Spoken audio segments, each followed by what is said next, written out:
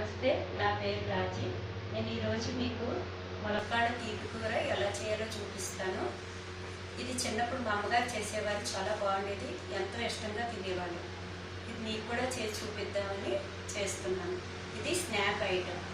ఇష్టమైన వాళ్ళు, తీపి ఇష్టమైన వాళ్ళు చపాతీలను దాంట్లో కూడా తినచ్చు.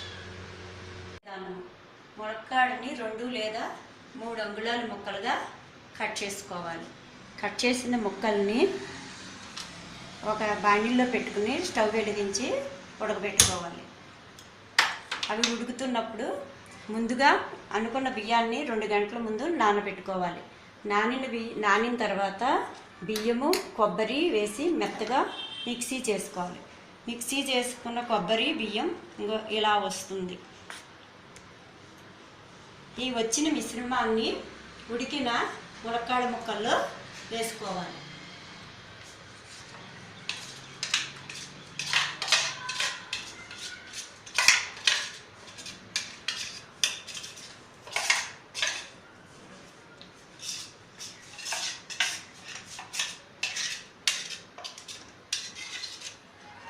వేసుకుని 1 గంట కల్లా నెమ్మదిగా కలుపుతూ ఉండాలి. మధ్య మధ్యలో స్టవ్ మీద సిమ్లో పెట్టుకుని 1 గంట కల్లా కలుపుకుంటూ ఉండాలి.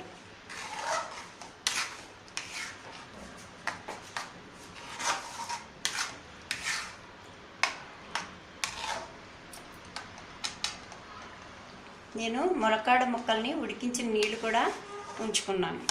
అవసరమైతే అది మిక్సీ చేసేటప్పుడు కానీ ఉడుకుతున్నప్పుడు కానీ వేసుకోవచ్చు. దానివల్ల ములక్కాడలో ఉన్న విటమిన్స్ పోవు, ఆ వాసన కూడా మనకి కూరలో ఉంటుంది. ఇది బాగా ఉడికిన తర్వాత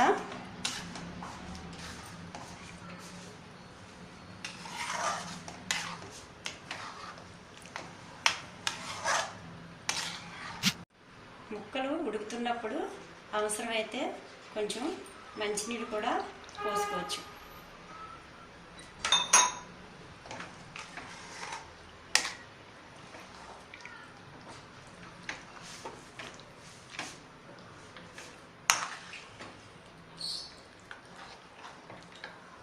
ఇలాగా ఒక 20 నిమిషాల పాటు ఈ పిండిని, ములక్కాడని ఉడికించుకోవాలి సిమ్లో పెట్టుకుని. నాకు ఇది ఉడికించడానికి 3 గ్లాసులు నీళ్లు పెట్టాయి. మధ్య మధ్యలో కొంచెం కొంచెం నీళ్లు పోసుకుంటూ కలుపుకుంటూ ఉండాలి. ఇది బాగా ఉడికిన తర్వాత, పచ్చివాసన పోయిన తర్వాత మనం ముందుగా తరిగి ఉంచుకున్న బెల్లం తురుమును వేసుకోవాలి.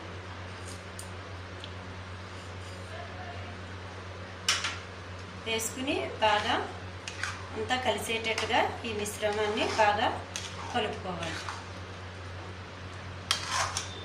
ఒక 5 నిమిషాలు ఇలా కలుపుకొని దీంట్లో నెయ్యి వేసుకోవాలి. ఒక 3 చెంచాల నెయ్యి వేసుకోవాలి.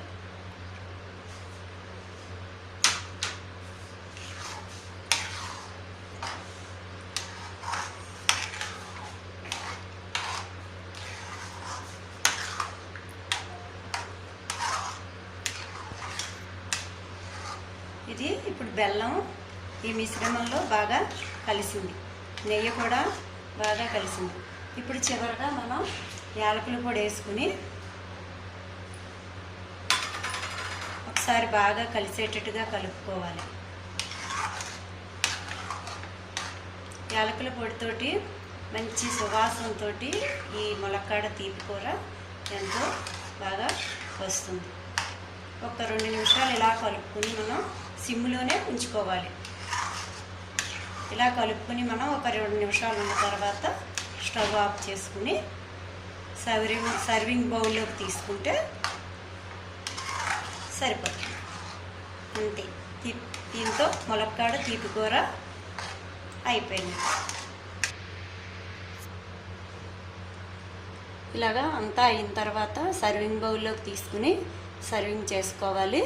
మీకు ఇష్టమైతే పైనంతా ఉడికిన తర్వాత దీన్ని ఒక సర్వింగ్ బౌల్లోకి తీసుకోవాలి. తీసుకుని సర్వ్ చేసుకోవచ్చు.